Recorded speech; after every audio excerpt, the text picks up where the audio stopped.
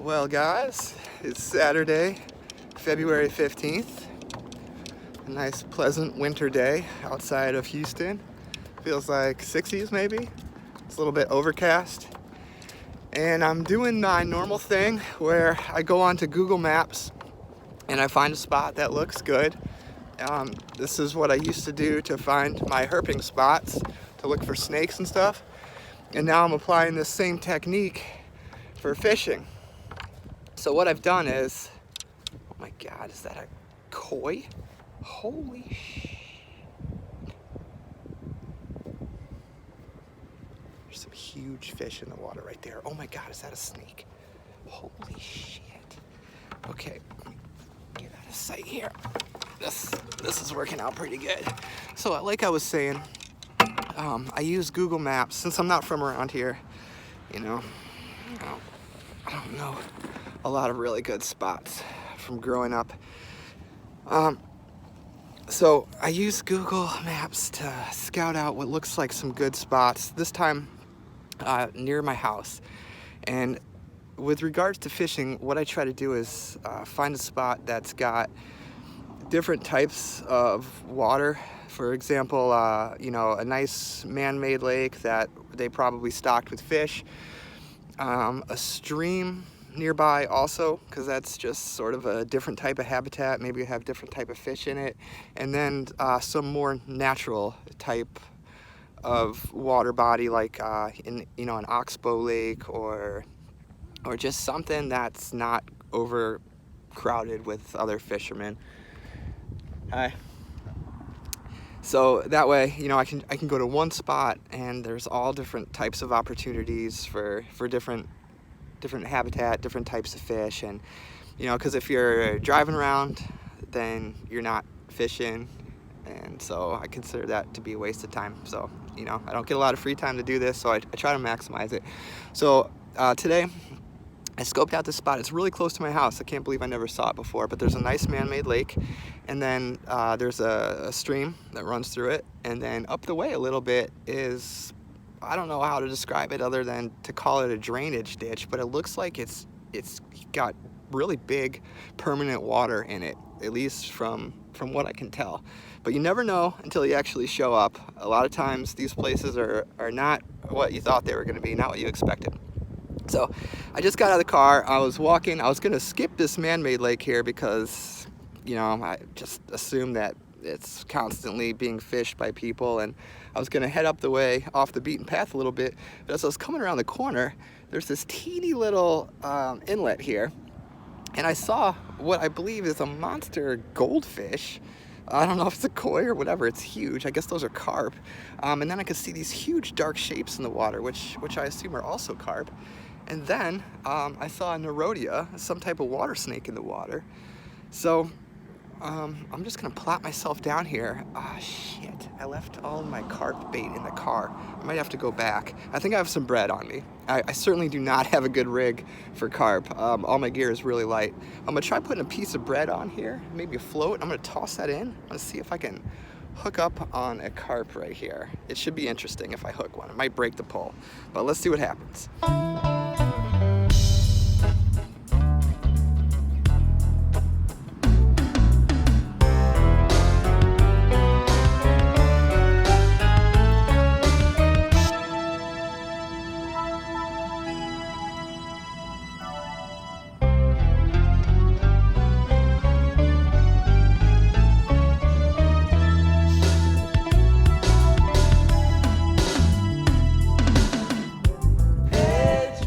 Is the snake. Can you guys see that?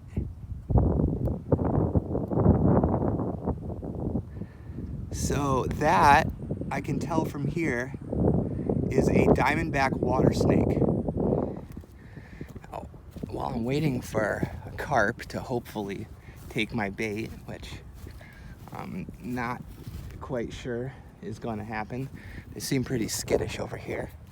I'm gonna try to sneak up on one of these diamondback water snakes.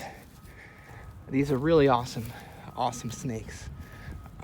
In Texas, snakes do not get a lot of love. A lot of people kill them. out of simple ignorance or hatred, but I absolutely love snakes. I've been catching them ever since I was a kid. I just think they're amazing animals.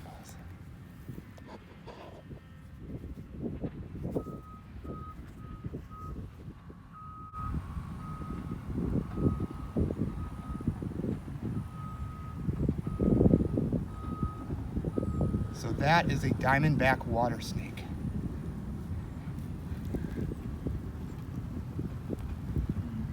One of 3 types of harmless water snakes that we have in the Houston area. We've got the yellow-bellied or plain-bellied water snake, the broad-banded water snake, and here is the diamondback water snake. And these things get pretty large. They love to eat catfish and other fish. I've seen them wrestling with them in the water, swallowing them whole in the water, underwater. Really incredible snakes. They are harmless, although they are very quick to bite and musk. They'll make you bleed if you grab them. Something I've done many, many times, but I'm just gonna let this guy enjoy his sunbath. It's a little bit chilly today. I'm not surprised he's out sunbathing.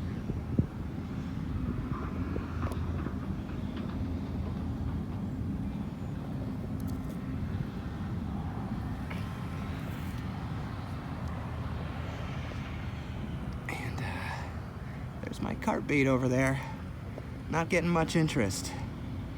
I think that people frequent this spot quite a bit, and they're probably wise to the ways of the fishermen. Oh look, there is another diamondback water snake, partially submerged.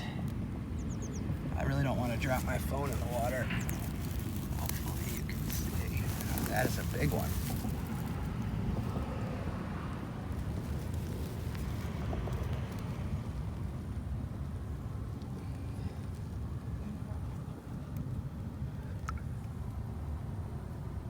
That's a large snake. First spot that I stopped at that I got all excited about didn't work out. So that was never my intended spot anyways. I had planned to follow this creek here, you can see behind me, up to what looked like a couple of small ponds and a big drainage that I'm hoping will have some permanent water in it, and maybe I can catch some bass. Well, that is a shame. I was hoping to try my luck fishing here, but rules are rules. Doesn't look very good anyways. Looks just like a nasty mud puddle, so we'll leave that one alone and keep moving. It's showing up on the camera, but that is some sort of amphibian eggs, probably some type of frog. That's really cool. Okay. All right, so I'm at the spot that I really came out here to check out. It's not as nice as I thought it was gonna be. The water's looking really scummy. I can't tell how shallow it is, but there's a lot of fish-eating birds, a lot of bait fish I can see in the water. So I'm gonna try. I think this is called a crankbait, a topwater. I can't see the bottom, so I'm gonna avoid anything that might get me snagged up. So let's see what happens here.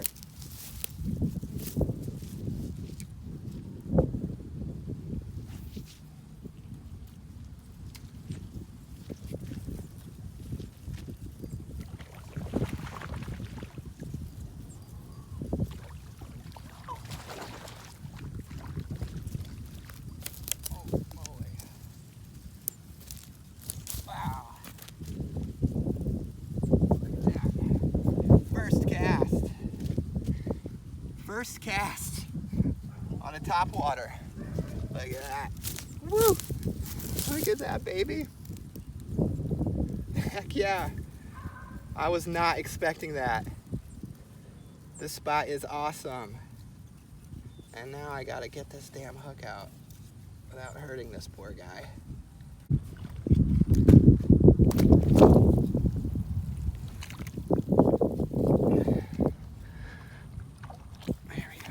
So at this first good sized little pond that I managed to find, I got my biggest bass ever in Texas on my first cast. And then I casted and casted and casted and managed not to get a single other bite after that whatsoever. Not sure why. But check this out. This is the work of beavers. So you can see that these trees have been chewed down. And this whole thing right here is a very classic beaver dam. Now this is really neat. These guys have created a really nice wetland habitat here, which supports all kinds of animals. You know, you've got fish and turtles and snakes and frogs, and it's just a really nice thing to see here right in the middle of all these neighborhoods. I mean, look at that. Whoop.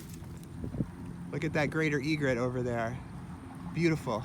Holy smokes, I don't know if you saw that, but a huge fish just jumped this ditch here.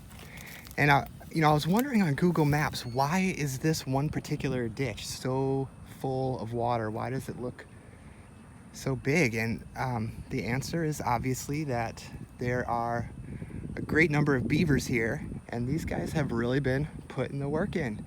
So, you know, they've been chewing down these trees, they've been using mud to shore up the edges here, and they're creating these big permanent ponds here. And you can see there's a white ibis. I don't know if you can see those back there foraging. Beautiful birds.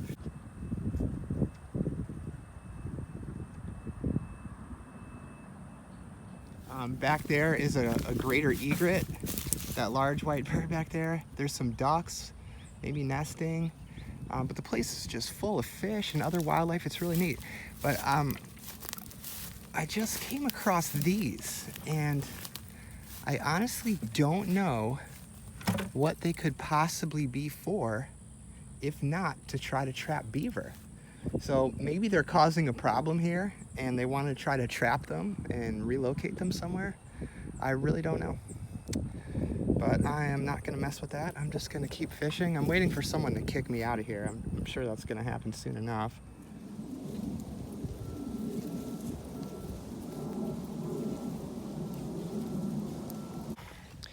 Right. So, I have trekked as far as I had planned to trek today.